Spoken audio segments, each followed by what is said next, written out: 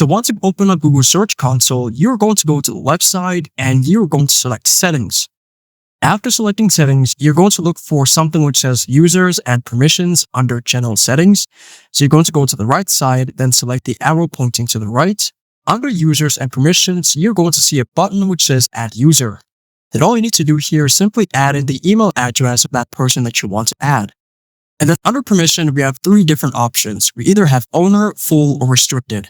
Let's say that you want to transfer the ownership to another email of yours, then you're simply going to select owner. Or you're giving ownership to another person, you go and select owner. Or you want to give full permissions to someone, then you're going to select full. And if you only want to give certain permissions to another person, then you're going to select restricted. But I'm going to select full. Then you're going to enter in the email address of that person. So now it says add a user. Afterwards, it's going to say user added. And there you go.